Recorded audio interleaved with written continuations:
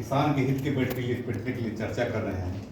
इस बैठक की अध्यक्षता कर रहे हैं हमारे आंदोलन के क्रांतिकारी साथी उमेश जी, और राजगीर की धरती से चल रहे हैं, जरासंध की धरती से, जहाँ की पूरे विश्व पर नहीं कहिए भारतवर्ष पर, जो कि अफगानिस्तान तक मिला कर एक था, उस पर शासन करता था। सारा देश जो अखंड भारत था उस पर शासन होता था, जहाँ से राजधानी थी राजगीर, राजगृह, वहाँ से चल के आए हमारे उमराव प्रसाद निर्मल जी।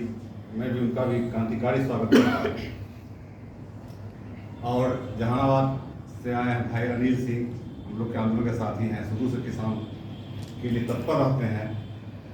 और हमारे गार्जियन रामचंद्र आज़ाद जी, और हमारे साथ चल रहे हैं एडवोकेट राहुल कुमार जी, और भागलपुर सभी साथी जो चल रहे हैं, सभी का मैं अभिनंदन करता हूँ। साथियों, बातें तो सब किस्म के आ गई कि अभी कुछ कम्युनिस्ट के साथी लोग भी थी, बहुत अच्छा जवाब दिए थे उनको, बीच में चले गए कि लगा कि हमको कुछ बात नहीं समझ में आ रहा था उमेश जी को, वो उठ के चले गए कि भाई 2006 में जब, सही बात है, मंडी लागू खत्म कर दिया गया और पैक्स को दिया गया सिस्टम, तो वो लोग कहाँ गए थे? वो लोग भी तो थे उस समय। और ये बताते हैं कि हमारा ही खाली कम्युनिस्ट जो वाम पार्टी है वही सिर्फ किसान के हित की बात करती है और दूसरा कोई नहीं करता है। वो जैसे अपने आप को ऐसा महसूस करते हैं और कहीं का आंदोलन होते हैं तो उसको पकड़ चाहते हैं हम अपने पास रखें। लेकिन बहुत से ऐसे किसान हैं, नेता हैं, सामाजिक कार्यकर्ता हैं जो लाल झंडा पर नहीं चढ़ना चाहते हैं, मतलब कम्युनिस्ट के विचारधारा से नहीं जुड़ना चाहते हैं। और सबसे बहुत अच्छी बात ये हुआ, ये संयुक्त किसान आंदोलन जो हुआ, जो सरकार को मजबूर होकर के तीनों कृषि कानून जो बनाए थे किसान हित का कह करके, लेकिन वो किसान को लूटने का साजिश था, वो कानून को वापस लेना पड़ा। तो सबसे अच्छी बात यह है कि किसान को अब सब अच्छी दृष्टि से देखने लगे हैं। पहले किसानों को हे दृष्टि से देखा जाता था। अभी आज किसान आंदोलन जो हुआ दिल्ली में जो हुआ, उसमें सभी झंडा वाले, चाहे लाल झंडा हो, पीला झंडा हो, हरा झंडा हो, ब्लू झंडा हो, सभी के किसानों ने एक जगह बैठ करके और इन आंदोलन को सफल किया। ये नहीं कि हम लोग कह रहे हैं गैर दलीय है, राजनीतिक बात भी आए कि भाई राजनीतिक गैर राजनीतिक कोई भी आंदोलन नहीं होता, यहाँ भाई भाई में राजनीति होती है। तो कोई आंदोलन गैर राजनीतिक कैसे हो सकता है? हाँ, गैर दलीय हो सकता है, तत्काल मान सकते हैं कि हमारा किसी गैर दल से टाइप नहीं है तो हम गैर दलीय कह सकते हैं। लेकिन कोई ना कोई तो वोट कहीं कहीं देता है, किसी न किसी दल से तो जुड़ाव होता ही है। तो इसे गैर दलीय भी कहना एक तरह से स्पष्ट नहीं होता है कि हम गैर दलीय भी कह सकते हैं। बहुत बातें हम लोग आंदोलन चले थे। पहले अनिल बाबू और रामचंद्र जी, एगो हमारे साथी हैं, रूस जाते हैं बुढ़ाओ, रामचंद्र प्रसाद जी, चंद्रशेखर प्रसाद जी, तो वो तो नहीं आए, उनकी जिम्मेवारी है निर्मल साहब पर, उनको बैठाएंगे। हमारा प्रस्ताव है कि एक बैठक, ये तो हो ही गई, एक बैठक और राजगीर में हो। हमारा 11 सदस्यीय संयोजक मंडल जो बना था राजगीर में, उसमें सभी हम 5 ही आदमी उपस्थित थे, 5 ही व्यक्ति उपस्थित थे, मतलब 50%। 10 को वहाँ उपस्थित थे, अभी 5 उपस्थित है, 5 को तो हम लोग अनुपस्थित हैं। इसलिए अब 26 नवंबर का कार्यक्रम बहुत बड़ा कार्यक्रम है। मतलब ये बैठक नहीं है कि किसी तरह कम आदमी आएगा, लेकिन वहाँ कम से कम 10,000 आदमी की संख्या हो, तब पंचायत महापंचायत कहलाएगी। ये मेरा अपना प्रस्ताव है। निर्मल साहब बहुत हम लोग को हौसला दिया कि नहीं, जो कुछ होगा हम लोग अपना करेंगे, पैसा की व्यवस्था हो। तो जो संयोजक मंडल में तैयारी समिति में रहेंगे लोग, 25 को हो, 30 को हो, जैसा किसी साथी का आया, वही अपना 5,000, 2,000, 10,000 करके भी अगर दे तो 3 लाख का बजट कोई भारी नहीं है। अगर जैसे 25-30 आदमी, 50 आदमी तैयारी समिति में हो जाए हर एक जिला से, चाहे वहीं हर एक प्रखंड से, तो 3 लाख रुपये कोई भारी चीज़ नहीं है। अगर 100 को आदमी मिल जाएंगे, 3,000 रुपये देंगे तो 3 लाख रुपया हो जाएगा।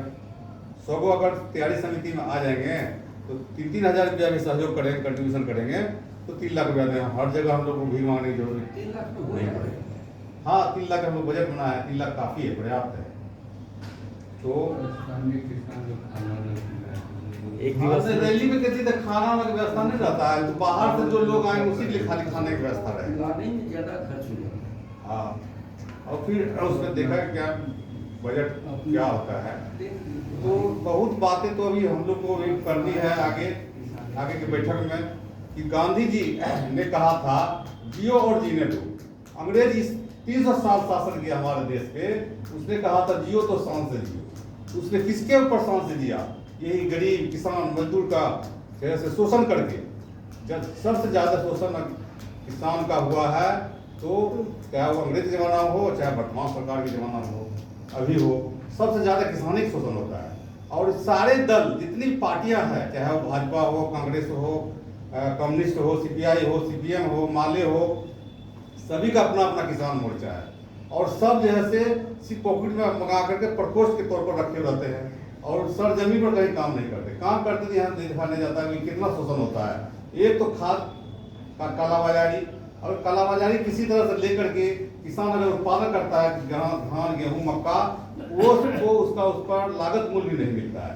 तो कितना भी आयोग बने, भाई C2U स्वामीनाथन आयोग बनाया गया था कि स्वामीनाथन आयोग बना करके उस पर चर्चा करके उसको जो लागत मूल्य होगा उसको 1.5 गुना उसको मुनाफा देंगे, वो भी नहीं लागू की।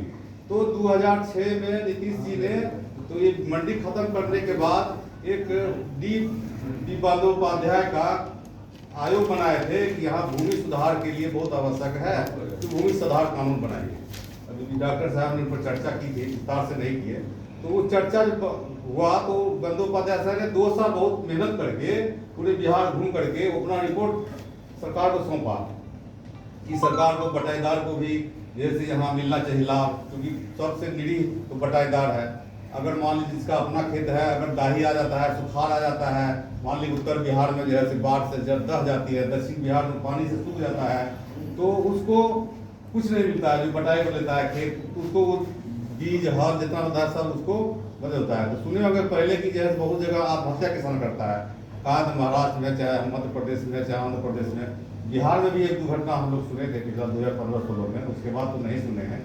यही सब मुख्य कारण है कि यहाँ लोग खेती नहीं करना चाहता है, क्योंकि उसको लागत मूल्य पड़ने जाता है। उससे बढ़िया वो दिल्ली पंजाब में जाकर मजदूरी कर लेता है और मजदूर करने के बाद अपना आता है, उसी से अच्छा जीवन यहाँ पर करता है। इस वजह से यहाँ खेती में और किसान को सब ने यहाँ छलने काम किया। इसीलिए किसान भी अभी बहुत नेताओं को फूक फूक कर चलने हैं, लेकिन हमारा विश्वास है कि आप लोग जैसे मार्गदर्शन में अगर हम लोग एक मैसेज बनाए राजगीर से ही महापंचायत की ओर से, तो फिर पूरे बिहार में रथ लेकर घूमे और छोटे ही हो, मतलब 25,000 का आदमी ना हो, 15,000 का हो, तो फिर पूरे बिहार में लोग घूमे, सब टीम बना करके 5-5 आदमी का हर एक प्रमंडल में, हर एक जिला में, गांव-गांव पंचायत में पंचायत लगाए और फिर एक गांधी मैदान में बहुत बड़ा पंचायत हो। तो हमको लगता है उसी से एक संगठन बनेगा और सभी का संगठन है।